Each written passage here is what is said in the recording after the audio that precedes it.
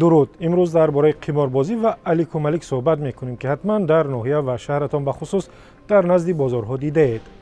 رادیو آزادی هفته گذشته در همین باره و دایر به جوانان گزارش داد که در مرکز کلاب با بازی پلیس صدها نفر بخصوص مردم زود باور و محتاج را از خود کردند. این الیک ملیکو در بازار کلاب بازی دارد. چند سوم؟ 10 سوم. بیوم میتونم 10 سوم. بردم عدد 3 بردم. بردی یا؟ واضح است. شکایت نه تنها از کار این گروه بلکه از رفتار مقامات انتظامی کلاب هم بود که به گفته ساکنان فریبگری قماربازان را نادیده میگیرند و یا حتی آنها را سرپرستی میکنند. گزارش رادیو آزادی در این باره بحث زیادی را به وجود آورد و اکثریت گفتند که چنین بازی و فریبگری نه فقط در کلاب بلکه در بسیاری از گوشه‌های تاجیکستان هست، ولی ماموران میلیسا گویا آن را نمیبینند. از شرح سمک آغاز میکنیم که در وبسایت ما گذاشته است. کلاب و دیگر ناحیه‌های یک طرفی است. در مرکز دوشنبه انیخترش در نزد مرکز سودای مرمریان همین بازی هست. نه ناظر منطقوی کار دارد نه یگان مقامات دیگر، لیکن اگر یگان بیچاره همانجا سبزوات فروشد زود ناظر پیدا می شود، او را با لفظ قبیح میراند یا اجازتنامه حکومت شاه منصور را میپرسد. یک کاربر دیگر که ظاهرا ساکن دوشنبه هست در وبسایت رادیو آزادی نوشته است چون این قماربازی در دیگر گوشه‌های پایتخت تاجیکستان نیز هست و کسی را هم پروا نیست و مردم آنجا همچنان فریب میخورند.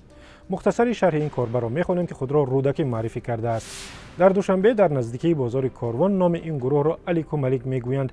عجیب این است که گروه الیک ملیک در نزد مسجد محله 64 است و وقتی از آن را شنیدن همه اعضای گروه بر نمازخانه می روند. در پیش مسجد شعبه ناظران منطقوی هست که ممکن تا 7 ناظر آنجا کار میکند. مگر این گروه را فقط من میبینم و میلیساها نمیبینند؟ ده کاربر دیگر در صفحه‌های رادیو آزادی در فیسبوک و اینستاگرام نوشتند که در خوجند نیز عینی بازی است و با وجود غیر قانونی بودن چنین نوعی قمار در تاجیکستان کسی از مقامات نمیآید و نمیپرسد که های مردم اینجا چیکار میکنید. با گفته کاربران به دام این گروه ها اساساً طبقه کم بیزاد و زود باور میافتد و آخرین دار و ندارشان را از دست میدهند. شرح کاربری را میخوانیم که خدا در وبسایت رادیو آزادی مسافر معرفی کرده است. در شهر خوجند نیز چنین گروه فعالیت دارد. عادتاً در نزد افتابگزل کهنه نزدیک به محله پختکار به مردم فریبی مشغولند.